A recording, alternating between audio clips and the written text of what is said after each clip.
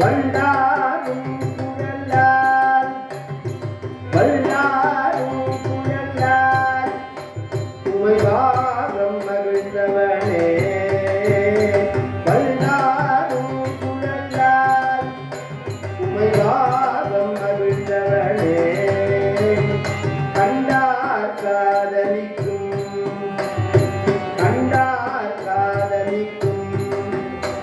கணநாதன் என் காலத்தியாய் கண்டார் காதலிக்கும் கணநாதன் என் காலத்தியாய் அல்லா உள்ள எல்லால் அல்லா உள்ள எல்லால் அந்தேற்க மாட்டேனே அல்லா உள்ள எல்லால் அறிந்தேற்க மாட்டேனே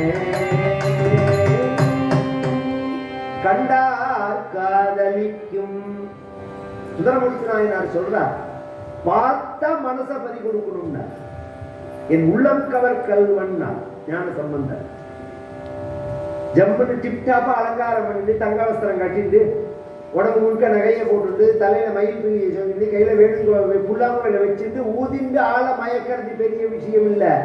இப்படி அம்மனமா நின்று மயக்கணும். ஒரு அலங்காரம் கிடையாது, ஒரு அலங்காரம் கிடையாது. என் உள்ளம் கவர் தொடுடைய செவியன் விடையேறி ஒரு வெண்மதி கூடி காடுடைய சுடலை கொடி பூசியன் உள்ளம் கவர்கள் காடுடைய சுடலை கொடி பூசியம் உள்ளம் கவர்கள் ஏடுடைய மலரானை நாட்பணிந்த அருள் செய்த ஏடுடைய மலரானை நாட்பணிந்த அருள் செய்த ஏடுடைய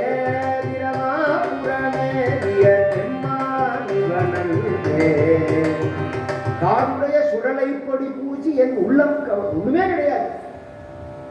அங்க அங்க வைஜெயந்தி மாலை கிடையாது, மந்தார மாலை கிடையாது, துளசி மாலை கிடையாது, முத்துமாலி மாலை கிடையாது, தங்கம் கிடையாது, ரத்தனம் கிடையாது, வைரம் கிடையாது, வைடூரியம் கிடையாது, ஒண்ணுமே கிடையாது. அப்படின்னா ஆச்சரியமா இருக்கணும். அப்படின்னா அழகா மேக்கப் எல்லாம் போட்டுன்னு வர்றது விஷயம் இல்லை, இயற்கையா இருக்கணும். அவ்வளோ அழகு சிவபெருமான். பார்த்தான் மன்மதன், அப்படியே மெய்மறந்து போயிட்டான். முதல்ல வரமாட்டேன்னு சொன்னவன் இந்த சிவபெருமானை வந்து பார்த்த உடனே நமக்கு பெரிய பாக்கியம்னு நினைச்சான். வந்த காரியத்தை பார்ப்போம்னு அப்படி அம்ப எடுக்கிற சமயத்துல அப்படி கண்ணை மூடின்னு தவத்துல இருந்த சிவபெருமான் கண்ணை திறந்துட்டான். ஆகாசத்திலிருந்து தேவதைகள்லாம் சொல்றார்கள் சிவபெருமான் கோபம் அடைஞ்சுட்டான்னு தெரியும். குரோதம் பிரபோ சம்ஹர சம்ஹரேதி, சிவபெருமானே கோவிச்சுக்காதீங்கோ, சிவபெருமானே கோவிச்சுக்காதீங்கோ அப்படின்னு சொல்றதுக்குள்ள கண்ணிலேருந்து நெருப்பு. யாவத் இரக்கே மருதம் பிரவாதா தாவத் சவன்னிஹி பவனேத்ர ஜன்ம பஸ்மாவசேஷம் மதனம் சகார. கண்ணிலேருந்து வந்த நெருப்பானது மன்மதனை புடிச்சாம்பலா பண்ணுது. எரிச்சு போட்டான், ஒரு செகண்ட்ல எரிச்சு போட்டான். உடனே தேவதைகள்லாம் வரா, இப்படி பண்ணிட்டே இல்லைன்னா உண்மையால் அவசரப்பட சொன்னாங்க. நான் தான் பார்வதியவே கல்யாணம் பண்ணிக்கிறேன் அப்படின்னு சொல்றதுக்குள்ள உங்களை யார் அவசரப்பட சொன்னான். ரதி வந்து அழுதா, மன்மதனோட மனைவி. பின்னாடி அவனுக்கு உருவம் தருவோம், கவலைப்படாதேன்னு சொல்லிட்டான். இப்போதைக்கு அவன் உயிரோட இருப்பான், யார் கண்ணுக்கு தெரியவான்னா, பின்னாடி எங்க கல்யாணத்துக்கு அப்புறம் உன் கண்ணுக்கு மட்டும் தெரியுவான்னு சொல்லி அனுகிரகம் பண்ணிட்டான். சிவபெருமான் கிளம்பி வரா. பார்வதி தவம் பண்ற இடத்துக்கு ஒரு வயசான கழவர் வேஷம் போட்டு ஒரு சிவனடியார் வரார். நெத்தி முழுக்க விபூதி, கழுத்துல ருத்ராட்சத்தோட ஒரு சிவனடியார் வரார்னா, இன்னைக்குமே நம்ம நாட்டுல எதிர்மறையான எண்ணங்களே இல்லாத நாடு இந்தியா. யாரை பார்த்தாலும் நல்லவன் நினைக்கிறது, யாரை பார்த்தாலும் மதிக்கிறது. ஒரு காலத்துல கதவை திறந்து வச்சிருப்பான். யாரு வீட்டுக்குள்ள வந்தாலும் வாங்கோ அப்படின்னு தான் நாம சொல்லுவோம். இப்ப சமீப காலமாக தான் எல்லா இடத்தையும் அடைச்சு கேட்டெல்லாம் போட்டு பூட்டி, யாராவது வாசல்ல வந்தா யாருன்னு நாம கேட்கறது இல்லை, நாயை விட்டு கேட்க சொல்றது யாரு அப்படின்னு. இதெல்லாம் இப்ப வந்த பழக்கம். வீட்டுக்கு வந்தவர்களை வாங்க வாங்க வாங்கன்னு சொல்லிதான் நாம வரவேற்று நமக்கு பழக்கம். ஒரு சிவனடியார் வரான்னு உடனே வரவேற்கிறார். அவர் கேட்டா, நீ யாருமா குழந்தை? இந்த நடுக்காட்டுல கடும் விலங்குகள் கொடும் விலங்குகள் உள்ள இடத்துல 5 வயசுல உள்ள நீ என்ன பண்ற? தவம் பண்றார். அந்த பக்கத்தில் உள்ள தோழிகள் சொல்றார், தவம் பண்றார். அதுக்கு இந்த கிழவர் வேஷத்துல உள்ள சிவபெருமான் கேட்டார், 5 வயசுல தவமா? அப்படி என்ன உனக்கு விருப்பம்? என்னத்தை அடையணுங்கிறதுக்காக தவம் பண்ற? ஒரு பெண்ணா இருக்கிறதுனால அது எத்தனை வயசா இருந்தாலும் பெண்ணா இருந்தா வெட்கம் இருக்குமோ? அந்த காலங்கள்ல எல்லாம் சின்ன பெண் குழந்தை இருக்கும்போது எல்லாம் 5 வயசு 6 வயசுல தாத்தா என்ன பண்ணுவார், தாத்தா பாட்டிலாம் சொல்றது, அந்த குழந்தைய கொஞ்சத்தை உனக்கு தலைவாரி பின்னி எல்லாம் பூவெல்லாம் வச்சு தைச்சு பட்டுப்பாவாடை எல்லாம் போட்டு பிண்டா கொட்டி கல்யாணம் பண்ணுவோமா அப்படின்னு உடனே போதாரா அப்படின்னு சொல்லிட்டு போவோம். 5 நிமிஷத்துல வந்து எப்ப பட்டுப்பாவாடை வாங்க போறேன்னு கேட்போம். அது வேற விஷயம். முதல்ல போதாதா, இந்த கல்யாணம்னா ஒரு வெக்கம். இது இந்து மதத்திலே உள்ளதான ஒரு அடையாளம். அதனால பார்வதி பதில் சொல்லாம ஜெயவிஜயர்கள் சொல்றா, இவ எதுக்கு தவம் பண்றா அப்படின்னா, இயம் மகேந்திர பிரபதி நதிஸ்ரீயா திரிலோகநாத பித்ருசத்ம கோச்சரஹ அரூபஹாரியம் மதனஸ்ய நிக்ரஹாத் பினாகபாணிம் பதிமாப்துமிச்சசி. இவள் சிவபெருமான குறிச்சு தவம் பண்றாள். எதற்காக? என்ன? பினாகபாணிம் பதிம் ஆப்தும், பரமேஸ்வரனை கல்யாணம் பண்ணிக்கணுங்கிறதுக்காக. இந்த கழவர் என்ன பண்ணார்? சிவசிவான்னு உனக்கு போய் போய் புத்தி இப்படி போச்சு. சிவபெருமான கல்யாணம் பண்ணிக்கணும்னு ஆசைப்படுற, ஏன் சிவபெருமான்ட்ட அப்படி நீ ஆசைப்படுற அளவுக்கு என்ன இருக்குன்னு கேட்டார். தலையில ஜடை, உடம்புல கட்டிட்டு இருக்கிற ட்ரெஸ்ஸே யானத்தோல் பிழித்தோல், போட்டு இருக்கிற மாலை எலும்பு மாலை, உடம்பு முழுக்க போட்டு இருக்கிற அந்த ரப்பர் பேண்டு கயர்லாம் பாம்பு தான், உடம்பு முழுக்க பூசிட்டு இருக்கிறது சாம்பல், கையில வச்சிருக்கிறது மண்டையோடு கப்பரை, தொழிலோ பிச்சை, வசிக்கிறதோ ருத்ரபூமி. அவரை போய் கல்யாணம் பண்ணிட்டேன்னா எல்லாரும் கல்யாணத்துல பூஜை எல்லாம் பண்ணி தங்க மஞ்ச கயிறுல தங்க ஸ்ரீமங்கல்யத்தை போத்து கழுத்துல கட்டுவார்கள். சிவபெருமான நீ கல்யாணம் பண்ணிட்டேன்னு வச்சுக்கோ, அவர் தங்கம் மஞ்சள்லாம் தேடி போக மாட்டார். தன் கழுத்துல தொங்குற பாம்பையே உன்னை பிடிச்சி உங்க இடத்துல கட்டிடுவார். சுழி காலாகி மங்கலம்னா அவரவே கல்யாணம் பண்ணிக்கணும்னு ஆசைப்படுறேன். இப்படி சிவனை பத்தி சிவனே மட்டமா பேசுறார். இன்னொருத்தரா இருந்தா தடுமாறுவார். என்னைக்குமே ஒருத்தர் பேசுறத அப்படியே நம்ப கூடாது. அப்படியே நம்பினா அவன் புத்தி இல்லாதவன்னு அர்த்தம். அப்படியே நம்புறது மட்டும் இல்ல, இன்னொருத்தருக்கு வேற எடுத்து சொல்லுவான் அதை இவன் நேரம் பார்த்த மாதிரி. இப்ப அதனாலதான் நம்ம நாடு நாசமா போனது. இப்படி தப்பு தப்பு தப்பா மக்கள் மனசுல பதிய வைக்கணும்னே 200 வருஷமா நடக்கிறது. 200 வருஷமா பிளான் போட்டு நடக்கிறது. ஒரு தமிழர்கள் நாம் சொல்றோமே, தமிழர்களுடைய வரலாறு எடுத்து பார்ப்போம். ஒரு 300 வருஷத்துக்கு முன்னாடி, இந்த பிரிட்டிஷ்காரன் வரதுக்கு முன்னாடி நம்ம நாட்டில் எங்கேயாவது இனக்கலவரம்னு உண்டா? ஜாதி கலவரம் உண்டா? மக்களுக்குள்ள ஜாதி கலவரம் எங்கேயாவது உண்டா? இனக்கலவரம் உண்டா எங்கேயாவது? மொழி கலவரம் உண்டா எங்கேயாவது? எத்தனை மொழி பேசின நாடு, எத்தனை இனம் உள்ள நாடு, எத்தனை ஜாதி உள்ள நாடு. நம்ம சாஸ்திரங்கள் எல்லாம் உண்டு, ஏற்றத்தாழ்வு கிடையாதுன்னு சொல்றது. நம்ம சாஸ்திரங்கள் வந்து அப்படிதான். அவர்கள் தொழில் குணத்தினால வேறுபட்டு இருப்போம். இப்ப வாழைப்பழத்தை எடுத்துட்டா செவ்வாழைப்பழம்ங்கிறோம், ரஸ்தாலிங்கிறோம், மலப்பழங்கிறோம், பூவம்பழங்கிறோம். இதுல டிஃபரெண்டா இத்தனை வெரைட்டியை யார் படைச்சா? கொஞ்சம் யோசனை பண்ணும். ஒவ்வொரு பழத்தை பார்த்தாலே டிஃபரெண்ட் தெரியாது, அதுக்குள்ள டேஸ்ட்லயும் வித்தியாசம் தெரியாது. இதை யாராவது மனிதனா உண்டாக்கினா இல்ல, அந்தந்த தட்பவெட்ப சூழ்நிலை தகுந்த மாதிரி அது மாற்றத்தை அடையிறது. அதுல உருவத்திலையும் மாற்றத்தை அடையிறது, சுவையிலையும் மாற்றத்தை அடையிறது, குணத்திலையும் மாற்றத்தை அடையிறது. ஆனா அதுல வேற்றுமை கிடையாது. கவனிச்சு கேட்கணும், அதுல வேற்றுமை கிடையாது. ரஸ்தாலி குடிச்சுவா ரஸ்தாலியை சாப்பிடலாம், பூவம்பழத்தை குடிச்சுவா இன்னைக்கு பூவம்பழை சாப்பிடலாம். எத்தனை பேர் இருக்கா? இன்னும் சொல்ல போனா பழங்கள்ல ராஜாவே பூவம்பழம் தான். ஒரு காலத்துல பூவம்பழத்தை சீண்ட மாட்டா. இன்னைக்கு பூவம்பழம் கிடையாது மார்க்கெட்ல. ரஸ்தாலியை விட பூவம்பழம் தான் விலை கூட.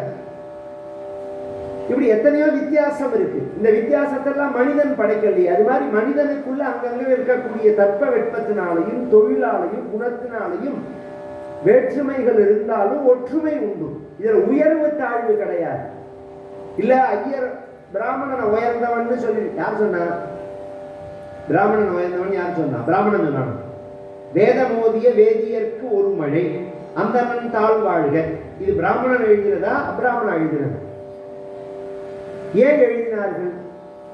பிராமணனோட வாழ்க்கை அப்படி இருந்தது ஒரு காலத்தில். சுயநலம் இல்லாம பொதுநலத்துக்காக உலக நன்மைக்காக அவர்கள் வாழ்ந்ததுனால உலகம் அவர்களை கொண்டாடினர்.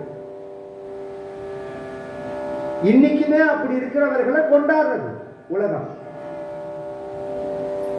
பிறப்புனால பிராமணன் உயர்ந்தவனே கிடையாது எங்கேயுமே.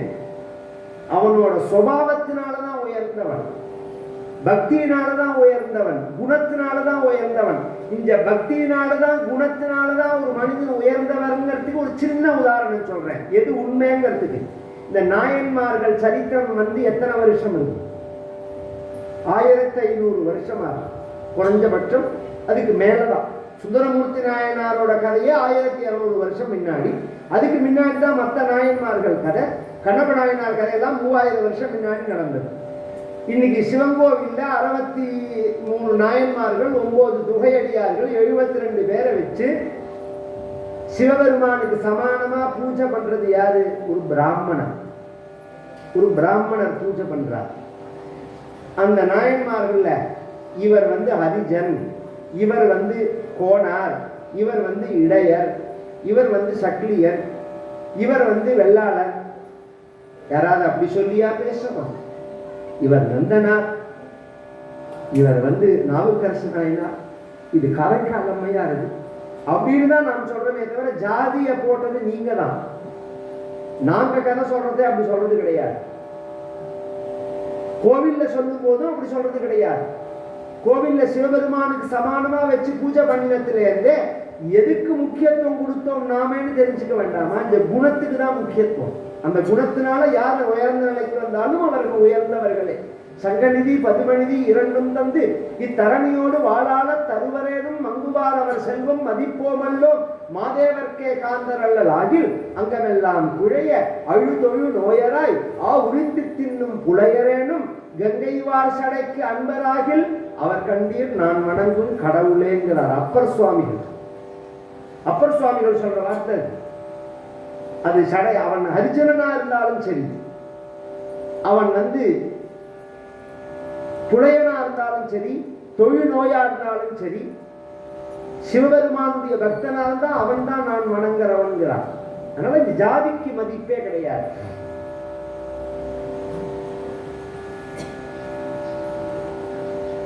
சிவபெருமானை பத்தி சிவபெருமானே குறைவா சொல்ல பார்வதி கால முடிவிட்டான். என்ன இப்ப நான் கதை சொல்றேன், நீங்க எல்லாம் கேட்கிறேன். இறைவனை பத்தி உயர்வா சொன்னா புண்ணியம், கேட்டா புண்ணியம்னு தானே. அப்ப இறைவனை பத்தி தாழ்வா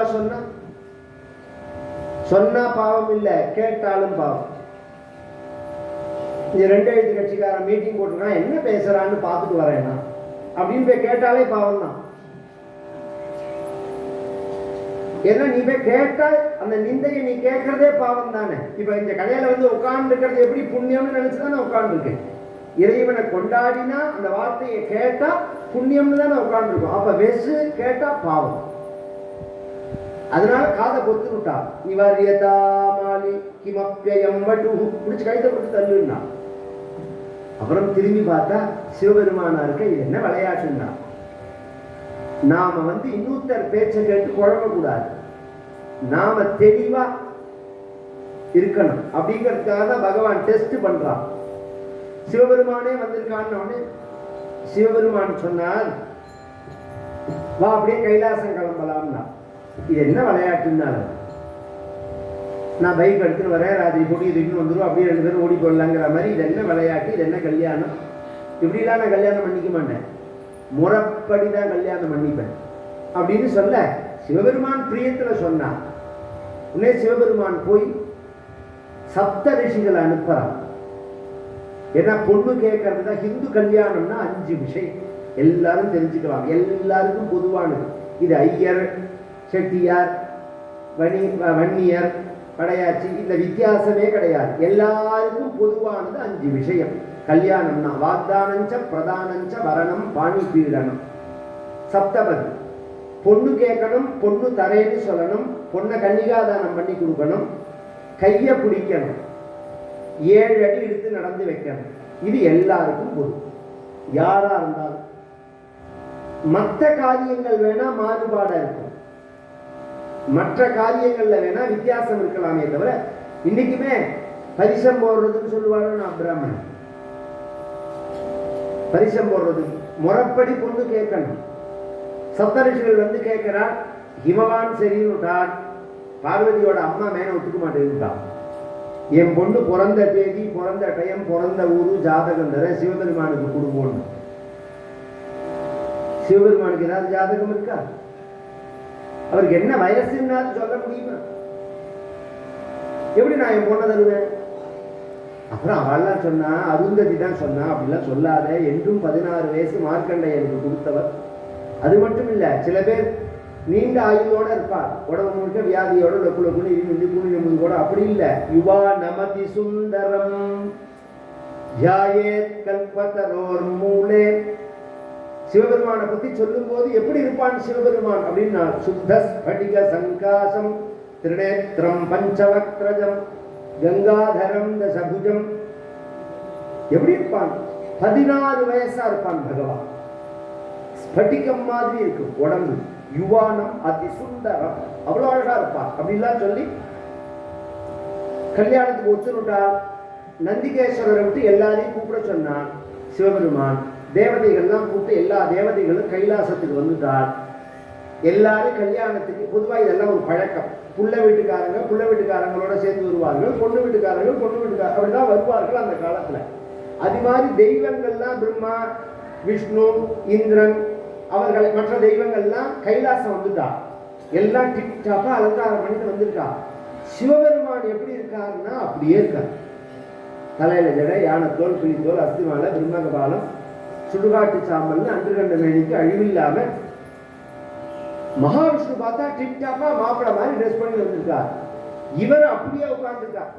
சில கல்யாணத்துக்கு போனா கல்யாண பொண்ணை காட்டு கல்யாண பொண்ணோட அம்மா ரொம்ப நாள் ட்ரெஸ் பண்ணி இருக்கார்.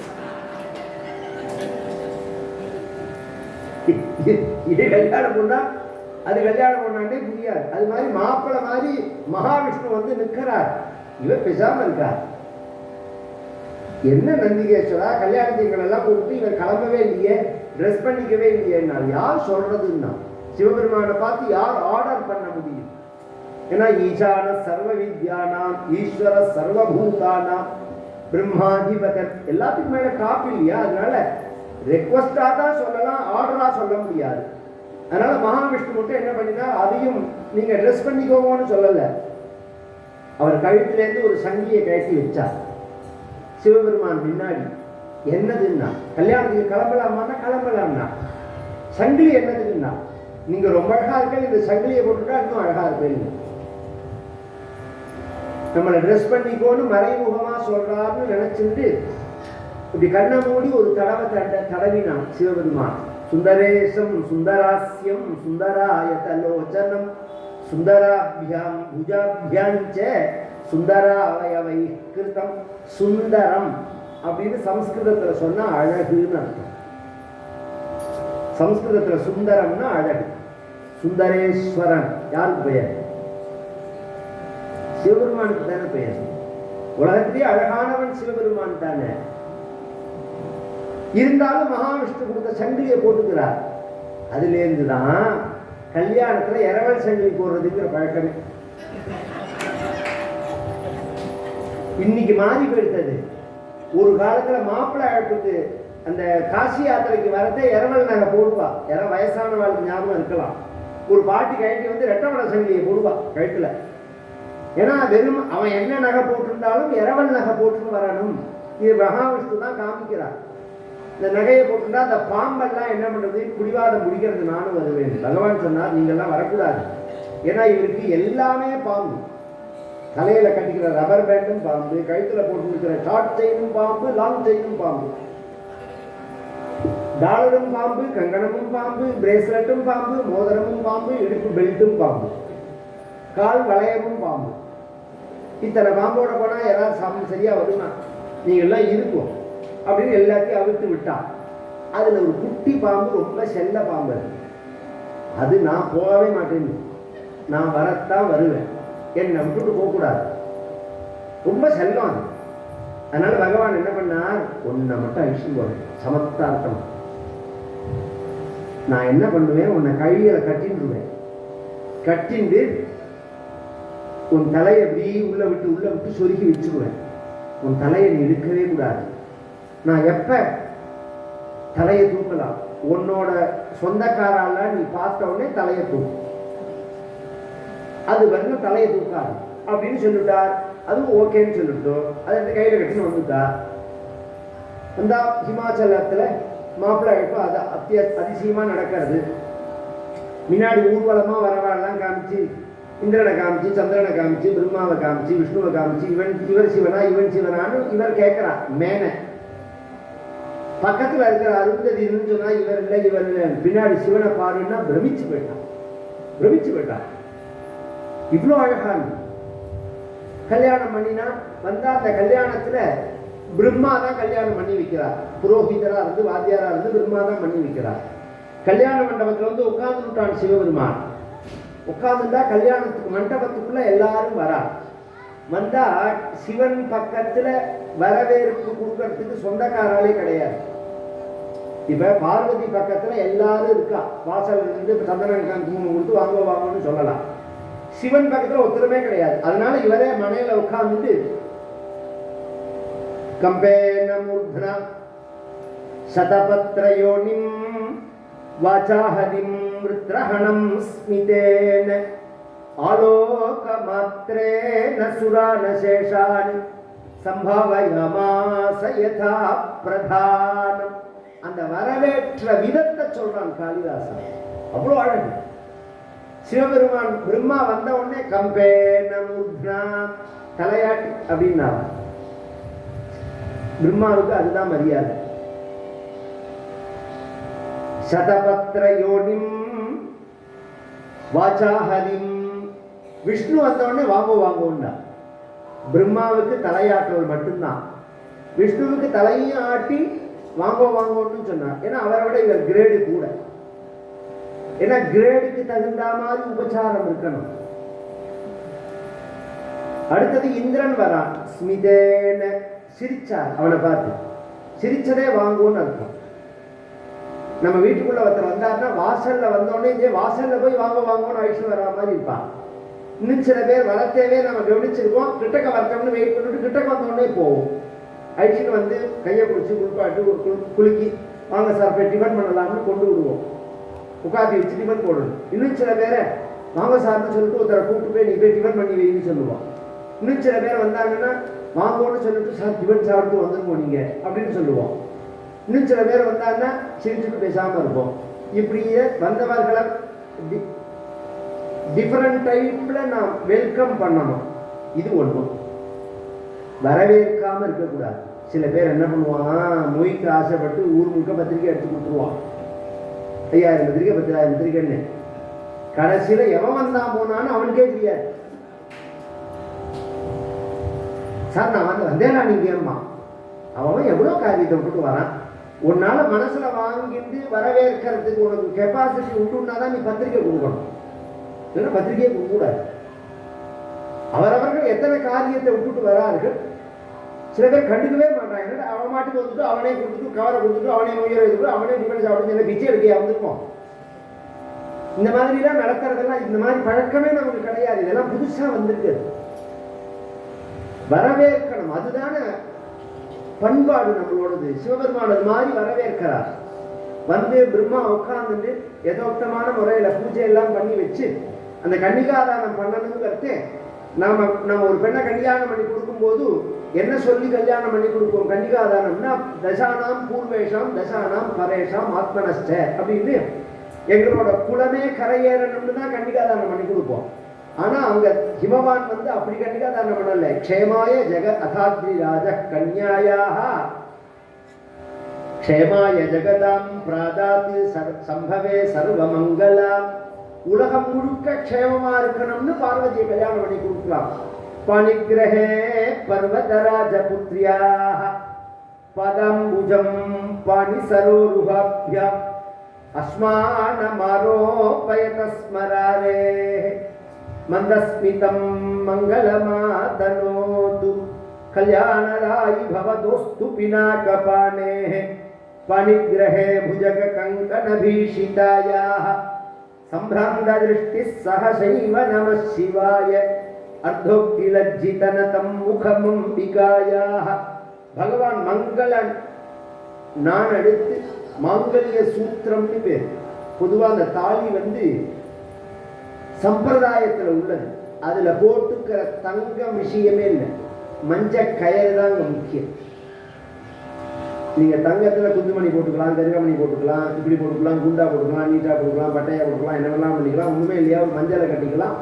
ஆனா மஞ்ச கயிறு தான் முக்கியம். சில பேர் என்ன சொல்றா, இன்னைக்கு தாலி பழக்கமே கிடையாது, தாலிங்கிறதே புதுசா வந்திருக்கு. ஒரு சின்ன உதாரணம் சொல்றேன்.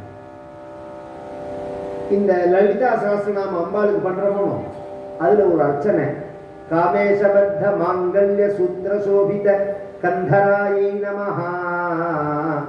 காமேசபத்த மாங்கல்ய சூத்திர சோபித, சிவபெருமான் கையால் கட்டப்பட்ட மஞ்சக்கயத்தினால் பிரகாசிக்கக்கூடிய அம்பாள் இருக்கு. லலிதா சஹஸ்ரநாமம் எப்ப வந்தது? மார்க்கண்டேய புராணத்துல இருக்கு.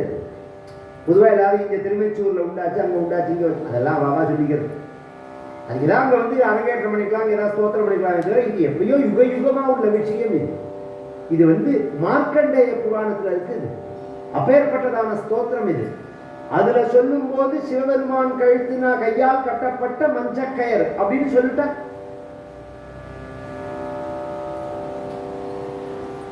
மஞ்சக்கயர் கட்டிக்கணும்னு அர்த்தம். எத்தனை நகையா இருந்தாலும் மஞ்சள் கயிறு தான் கல்யாணத்துக்கு அடையாளம். சரி, உங்களுக்கு மட்டும் அடையாளம்னா ஆம்பளைக்கு கிடையாதுன்னா ஆம்பளைக்கு மோதிரம் அடையாளம். இந்து தர்மத்துல கல்யாணத்துக்கு ஆம்பளைக்கு என்ன அடையாளம்னா அதனாலதான் இன்னைக்கு ஏழையா இருந்தாலும் மாப்பிளைக்கு மோதிரம் போடுறதுன்னு வச்சிருக்கோம். அது என்ன மோதிரத்துல என்ன கணக்குது? ஏழையா இருந்தாலும் மாப்பிளைக்கு மோதிரம் தான் ஆண்களுக்கு அடையாளம். மனைவி உள்ள பிறகு மோதிரம் போட்டுக்கணும் அப்படிங்கிறது அடையாளம், கல்யாணத்துக்கு அடையாளம்.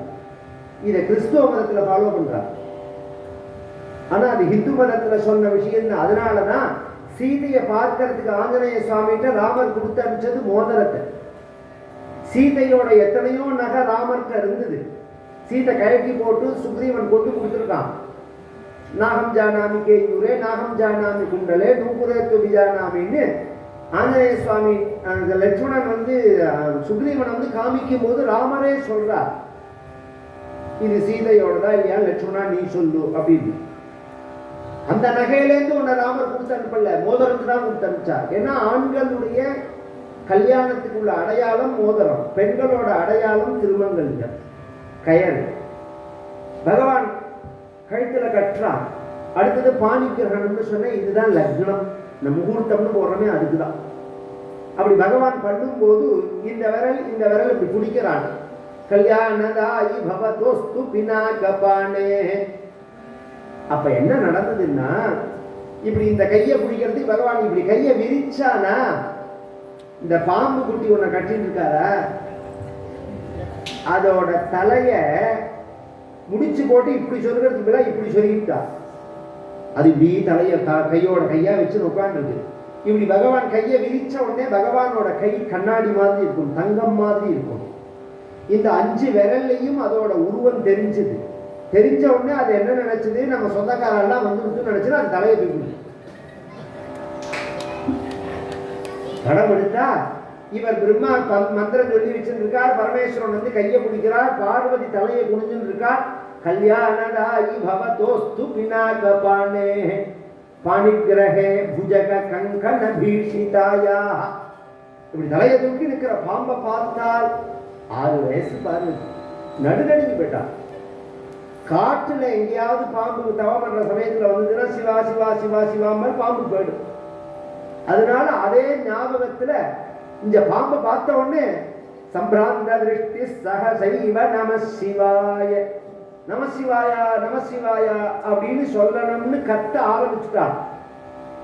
அப்படி நமன்னு சொல்றதேவே வெக்கம் வந்துருக்கு பின்னாடியே. இத்தனை நாளா சொன்னோம் பகவான் நாம பக்தன்னு, இன்னைக்கு ஒரு ஆத்துக்காரர் ஆயிட்டார், கணவர் ஆயிட்டார். அவர் பேரை நாம எப்படி சொல்றதுங்கிற வெக்கத்தினால பேசாம இருந்தாலும் அப்புறம் பகவான் பார்த்து தலையை குனின்னு சொல்ல அது குனிஞ்சிடணும். இந்த ஸ்லோகத்திலேருந்து உங்களுக்கு தெரியணும், ஆத்துக்கார பேரை சொல்லாம இந்த காலங்கள்லாம் ஒன்று இருந்திருக்குன்னு தெரியல. சம்பிராந்த திருஷ்டி சகசைவ நமசிவாய அத்தோக்தி லஞ்சிதனம் பாதியில் நிறுத்திண்டா அந்த கையை பிடிச்சி நடத்தி அழிச்சு வந்து அம்மி மிதிக்கணும்னு சொல்லுவோம். அந்த அம்மி மிதிக்கிறது என்ன விசேஷம்னா, அந்த கையை காலை பிடிச்சி எடுத்து வைக்கணும். இதெல்லாம் பார்வதி கல்யாணத்துல தான் விவரமா இருக்கு. இந்த பருப்பு தேங்காவே என்னது, இது பார்வதி கல்யாணத்துல வந்ததுதான். மலையரசனோட சீட். யார் என்ன பிசினஸ் பண்றாலோ அந்த சிம்பிள்ல தான் கொடுப்பா. சில பேரை பார்த்தேன்னா செருப்பு மாதிரி டாலர் பண்ணி போட்டுருப்பான் கழுத்துல. எதுக்குன்னா அவன் செருப்பு தொழில் பண்றான்னு காமிக்கிறது. வாழை எடுத்து வெட்டவனா இருந்தா வாழை போட்டுருப்பான், மீன் வியாபாரம் பண்றவனா இருந்தா மீனை போட்டுருப்பான், எங்களை மாதிரி பூஜை பண்றவனா இருந்தா ருத்ராட்சத்தை போட்டுருப்போம். அவாவானுடைய அடையாளத்தை அவாவா உபயோகப்படுத்துவான். அது மாதிரி பர்வதராஜனோட அடையாளம் தான் அந்த பருப்பு தேங்காங்கிறது. இந்த பருப்பு தேங்காங்கிறதே பார்வதி கல்யாணத்துல வந்த பழக்கம் தான். மலையரசன் அப்படிங்கிறத காமிக்கிறது.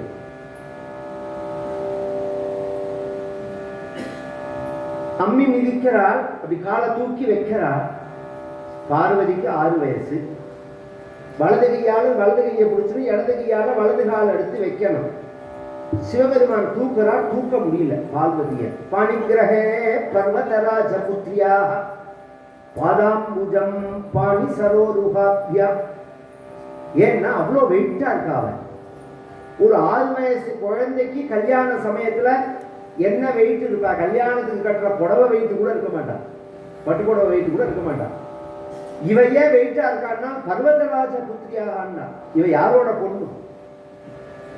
ஹிமவானோட பெண்ணு. சில பேர் பார்க்கறதுக்கு ஒல்லியா இருந்தாலும் எலும்பு வெயிட்டா இருக்கும், மிதிச்சா உயிர் போயிடும். அது மாதிரி இவ எலும்பு வெயிட் பார்க்கறதுக்கு ஒல்லி மாதிரி இருக்கு. அதனாலதான் இந்த ஹைட் வெயிட் டாக்டர் சொல்றா பார்த்தீங்களா, அதுவே முதல்ல நாம ஏத்துக்க கூடாது. ஒவ்வொரு குடும்பத்துக்கும் ஒரு ஹைட் இருக்கும், ஒவ்வொரு குடும்பத்துக்கும் ஒரு வெயிட் இருக்கும். சில பேர் எத்தனை தின்னாலும் பேசா உடம்பு பார்த்தா இத்தினு உடுகுது. சில பேர் இத்தினு 2 வாய் சாப்பிட்ட உடனே கேஸ் அடிச்ச பலூன் மாதிரி ஆயிடும், வயது காத்து ஊதின பலூன் மாதிரி ஆயிடும். அது அவ குடும்ப வாதம். அதனால அதை வச்சுட்டு ஒருத்தபதியா நம்ம ஆக்டிவா இருக்கமா, உடம்பு விண்ணா இருக்காங்கிறது தான் விஷயம். இவை 6 வயசு இருந்தாலும் அவ்வளோ வெயிட் சிவபெருமானால தூக்க முடியல. அதனால வலது கையை விட்டுட்டு 2 கையாலையும் பிடிச்சி காலை தூக்கி வைக்கிறார். ஏன்னா இதுல ஒரு கௌரவ பிரச்சனை வந்துட்டு வருது. இவர் தூக்க முடியலன்னு வச்சுக்கோங்க, ஏற்கனவே மேல பிரச்சனை பண்ணிருக்கா, இவருக்கு என்ன வயசு, என் பொண்ணை தூக்க மாட்டேன்னு சொல்லி. இப்ப தூக்க முடியலன்னா கழவர்னு நிரூபணம் ஆயிடும். அதனால இந்த மானம் தான் முக்கியம்னு சொல்லிட்டு 2 கையும் விட்டு 2 கையாலையும் பிடிச்சி வச்சான். பிடிச்சி வைக்கும் போது ஒரு காரியம் நடந்தது. ஒரு 100 கிலோ நெல் அல்லது உளுந்து மூட்டை ஒருத்தன் தூக்கிறதா இருந்தா இப்படி தூக்கி தலையில் வச்சுக்க முடியுமா?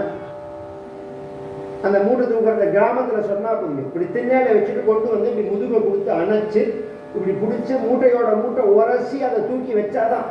அது மாதிரி பார்வதி காலை தூக்கும் போது பகவானோட உடம்பு பார்வதி மேலே பட்டு அப்படி தூங்கி அனத்தாக்கல அப்படி தூங்கி வைக்கிறத சிவபெருமானுக்கு சிரிப்பு வந்துருக்கு. பார்வதி உடம்பு மேலே பட்டவுடனே சிரித்தான். இது இப்ப காளிதாசன் தானே இதை சொல்றது. சிவபெருமான் பார்வதி உடம்பு மேலே பட்டவுடனே சிவபெருமான் சிரிச்சானே, சிவபெருமான் அசடோன்னு. சில பேரை பார்த்தேன்னா இந்த கல்யாணத்துல மாலை மாற்றி ஊஞ்சலாடி கையை புடின்னு சொன்னதுலேருந்து சிரிச்சுட்டே இருப்பான். மேடையில் வந்து உட்காந்துட்டா கொண்டாடி பார்த்து என்ன சிரிப்பீங்க, சிரிப்பா சிரிக்கிறதுக்கு தான் வந்து உட்காந்தாச்சு. அப்புறம்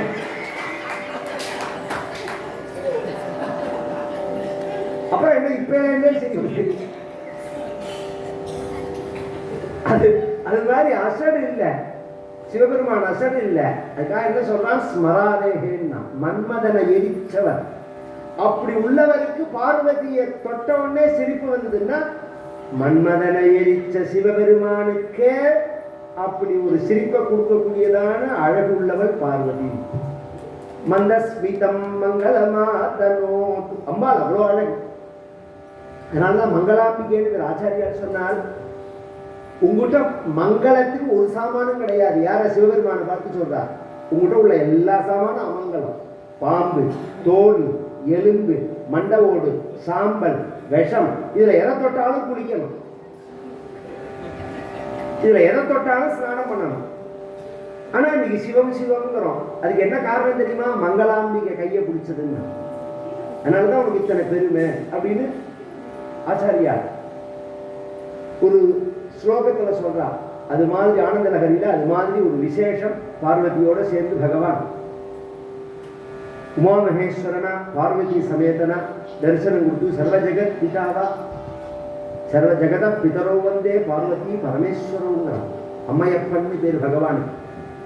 இன்னைக்குமே திருவாரூர் பக்கத்துல ஒரு ஊருக்கே அம்மையப்பன்னு பேர், ஒரு ஊர் பேரே அம்மையப்பன்னு பேர். அது மாதிரி எல்லாம் கொண்டாடின தேசம் இது. எங்க பார்த்தாலும் இந்த பக்கம் திரும்பி வந்துட்டேன்னா இந்த சவுத் பெல்ட் முழுக்க இங்கேருந்து ஆரம்பிச்சு கடலூர்லேருந்து ஆரம்பிச்சு குத்தாலம் வரையும் எங்க போனாலும் கல்யாண சுந்தரம், கல்யாண கோலம், அகஸ்தியருக்கு தரிசனம் கொடுத்த கஷேத்திரம், அகஸ்தியருக்கு தரிசனம் கொடுத்த கஷேத்திரம்னு இருக்கு. எங்க பாரு அத்தனை ஊர்ல பகவான் கல்யாண தரிசனம் கொடுத்துருக்கான் அகஸ்தியருக்கு. அப்பேற்பட்டதான ஒரு மங்கள பூமி இது. அதுல உமையாள்புரம் அம்பாலோட ஊர். இந்த ஊர்ல வந்து அம்பாளுடைய கல்யாணத்தை ஒரு சுருக்கமா ரொம்ப விசேஷமா சொன்னேன்னு சொல்ல முடியாது. ஏன்னா நிறைய பெரிய விஷயம் சரித்திரம்ங்கிறது. சொல்லக்கூடிய பாக்கியத்தை ஏற்படுத்தி கொடுத்த இந்த உமையாள்புரம் கிராமத்துக்காரா விழா கமிட்டிக்காரர்கள் எல்லாருக்கும் எங்களுடைய நன்றியை தெரிவிச்சுக்கிறோம். இந்த மிருதங்க வாசிச்சது பிரசாத், ஹார்மோனியம் ஸ்ரீரங்கம் மணிகண்டன். தழ்விலாத தன்மையும் தளர்ச்சியற்ற வன்மையும் வாழ்வினால் பயன்களும் எல்லாத்திலே வரங்களும் பக்தியில் கதிர்கலந்து பாடுகின்ற பான்மையும் பாடுவோர் கணேக போக பாக்கியங்களும் என்றுமோங்க என் கரத்தி எற்கையான சித்தியை தந்தி ஞான முக்தியாய் ஹரித்துரைத்த கத்திய நாம கீர்த்தனம் பறந்து நாடெல்லாம் கழிக்கிறேன் பேரில்லாத இன்பம் இதெல்லாம் ஞான கீத வேற்றியங்கும் நாம கீதம் பாடுவோம் தர்ம சக்தி வாழ்கவென்று சந்ததம் கொண்டாடுவோம். ஞான கீத வேற்றியங்கும் நாம கீதம் பாடுவோம் தர்ம சக்தி வாழ்கவென்று சந்ததம் கொண்டாடுவோம். அல்ல அல்ல அல்ல அல்ல அம்பிகைக்கு மங்களம், ஆதிசக்தி அம்பிகை கலந்த கோடி மங்களம், என்னுடைய விளங்கும் எந்த ஈஸ்வரிக்கு மங்களம், இச்சையாகும் மங்களம். நம பார்வதி பதயே.